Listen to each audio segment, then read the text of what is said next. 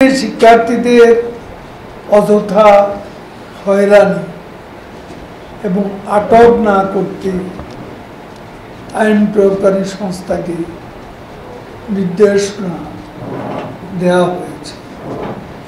কোনো শিক্ষার্থী যেন হয়রানির শিকার না হয় সেদিকে দায়িত্বশীল সকলকে সতর্কতার সঙ্গে খেয়াল রাখতে হবে। প্রথম থেকে দেখা যাচ্ছিল যে শিক্ষকরা এই ছাত্র আন্দোলনের শুরু থেকে যেদিন থেকে 28 তারিখের আগ দিয়ে আমরা যখন শিক্ষকদের আন্দোলন কভার করছিলাম, শিক্ষকদের ঢাকা ইউনিভার্সিটিতে কিংবা ছাত্ররা বারবার বলছিলেন যে আলোচনায় বসুক, আমাদের সাথে কেউ নির্বাহী বিভাগের শিক্ষকরাও বলছেন যে আমাদের সাথে কেউ আলোচনায় বসছেন না কেন।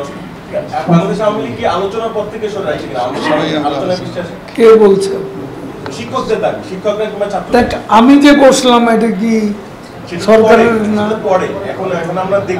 পরে কবে আছে আমরা আলোচনা চলছে, আমরা তো আলোচনা করছি, এখনো চলছে। তারপরে আমাদের শিক্ষা সংস্কৃতি বিষয়ক যে উপদেষ্টা আছেন তিনি কিন্তু প্রতিনিয়তই তাদের সাথে যোগাযোগ করছেন, কথাবার্তা বলছেন।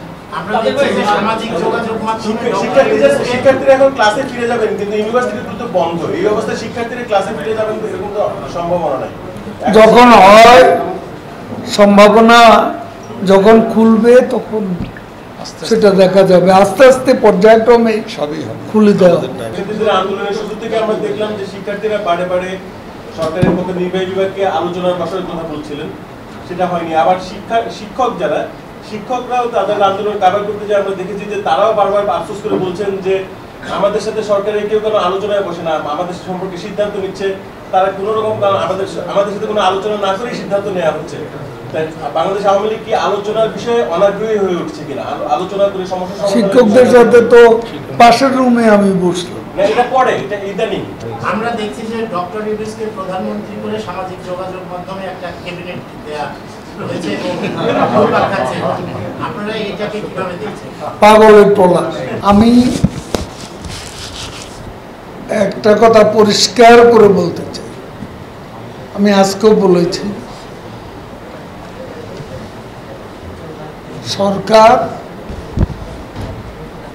অলরেডি বিচার বিভাগীয় তদন্ত কমিশন, এতে 3 জন বিচারপতি, জাতিসংঘ সহ যেসব দেশ এই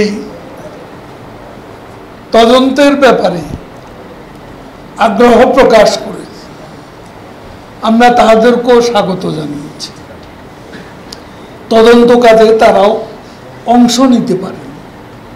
এখন কে অপরাধী কে অপরাধী নয়, প্রতিটি হত্যাকাণ্ডের তদন্ত করতে আমরা বদ্ধপরিকর।